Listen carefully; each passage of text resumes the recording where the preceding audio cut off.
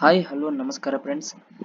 ಯಾರ್ಯಾರು 2026 DCET exam ಬರೆದಿರ್ತಕ್ಕಂಥ ವಿದ್ಯಾರ್ಥಿಗಳಿಗೆ ತಮ್ಮ OMR ಶೀಟ್ನ ಹೆಂಗೆ ನೋಡೋದು ಅಥವಾ ಹೆಂಗೆ ಡೌನ್ಲೋಡ್ ಮಾಡೋದು ಅಂತ ಈ ವಿಡಿಯೋದಲ್ಲಿ ನಿಮಗೆ ತಿಳಿಸ್ಕೊಡ್ತೇನೆ ನೋಡ್ರಿ.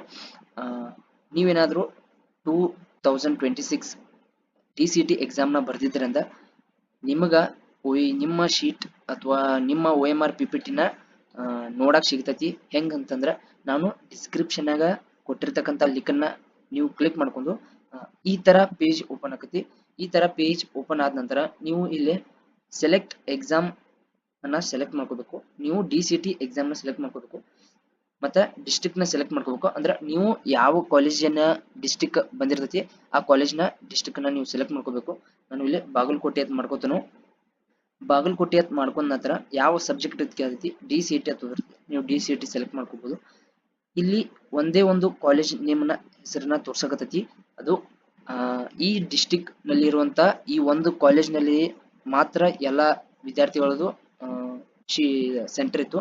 ಅದಕ್ಕೆ ಇದೊಂದ ಕಾಲೇಜ್ ನ ತೋರ್ಸೈತಿ. ನೀವೇನಾದ್ರೂ ಬೇರೆ ಡಿಸ್ಟ್ರಿಕ್ಟ್ ನ ಸೆಲೆಕ್ಟ್ ಮಾಡ್ಕೊಂಡಿದ್ದೀರಾ ಅಂದ್ರೆ ನೀವು ಆ ಯಾವ ಕಾಲೇಜ್ ನಲ್ಲಿ ಈ ಡಿಸ್ಪ್ಲೇ ಆಗಿರ್ತೈತಿ ಯಾವ ಕಾಲೇಜ್ ನ ನೀವು ಸೆಲೆಕ್ಟ್ ಮಾಡ್ಕೊಂಡು ಇಲ್ಲಿ ವ್ಯೂ ಅಂತ ಕ್ಲಿಕ್ ಮಾಡ್ಕೋಬೇಕು. ವ್ಯೂ ಅಂತ ಕ್ಲಿಕ್ ಮಾಡಿದ ನಂತರ ಇಲ್ಲಿ ನಿಮ್ಗೆ ಎಲ್ಲ ವಿದ್ಯಾರ್ಥಿಗಳ ಒಂದು OMR ಶೀಟ್ ಇಲ್ಲಿ ಇರ್ತೈತಿ. ನೀವು ನಿಮ್ಮ OMR ಶೀಟ್ ನ ನಿಮ್ಮ ಹೆಸರು ನೋಡಿ ನೀವು ಡೌನ್ಲೋಡ್ ಮಾಡ್ಕೋಬಹುದು.